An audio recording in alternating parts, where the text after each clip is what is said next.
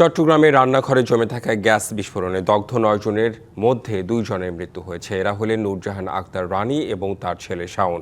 বাকি ৭ জন রাজধানীর জাতীয় বার্ন ইনস্টিটিউটে ভর্তি আছেন। মঙ্গলবার সকালে বার্ন ইনস্টিটিউটে মারা যান ১৭ বছরের শাওন। এর আগে সোমবার বিকেলে ঢাকায় আনার পথে মারা যান তার মা নূরজাহান বেগম। চিকিৎসকরা জানিয়েছেন তার শরীরের শতভাগ দগ্ধ হয়েছিল। সোমবার ভোরে চট্টগ্রামের হালি শহরে ভোর 4:30টায় হালিমা মঞ্জিল নামে একটি ৬ তলা ভবনের ৩য় তলার একটি ফ্ল্যাটে হঠাৎ বিস্ফোরণ হয়। এ ঘটনায় দগ্ধ হন ৯ জন।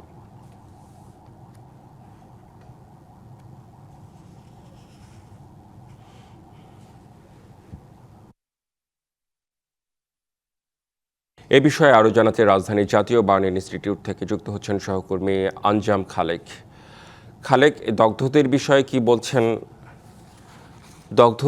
কি বলছেন চিকিৎসকরা? সার্বিকভাবে কি তথ্য রয়েছে আপনার কাছে এই মুহূর্তে?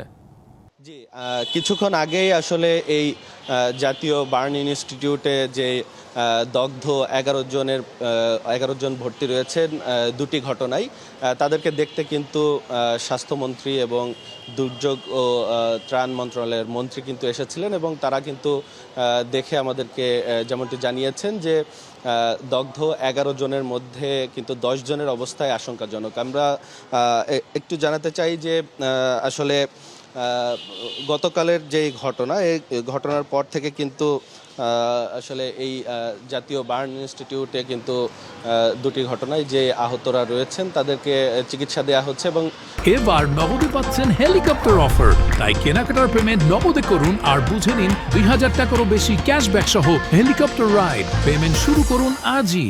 বার্ন ইনস্টিটিউটের পরিচালক কিন্তু আমাদেরকে জানিয়েছেন কিছুক্ষণ আগে যে এই ঘটনায় ১১ জনের মধ্যে কিন্তু ১০ জনই আশঙ্কাজনক অবস্থায় রয়েছে এবং ইতিমধ্যে কিন্তু চট্টগ্রামের ঘটনায় ২ জনের মৃত্যু হয়েছে বলে আমাদেরকে জানিয়েছেন। তবে স্বাস্থ্যমন্ত্রী যেমনটি জানিয়েছেন কিছুক্ষণ আগে যে এই দগ্ধের ঘটনায় যারা এই জাতীয় বার্ন ইনস্টিটিউটে ভর্তি রয়েছেন তাদেরকে কিন্তু সর্বোচ্চ চিকিৎসা সেবা দেয়া হচ্ছে বলে তিনি আমাদেরকে জানিয়েছেন। পাশাপাশি দুর্যোগ এবং ত্রাণ মন্ত্রণালয়ের মন্ত্রী কিন্তু জানিয়েছেন যে সিলিন্ডার ও গ্যাস লিকেজের ঘটনা বাড়ছে, নিয়মের মধ্যে আনার চেষ্টা করা হবে বলে তিনি আমাদেরকে জানিয়েছেন। আমার কাছ থেকে এই ছিল সর্বশেষ আসলে। ধন্যবাদ।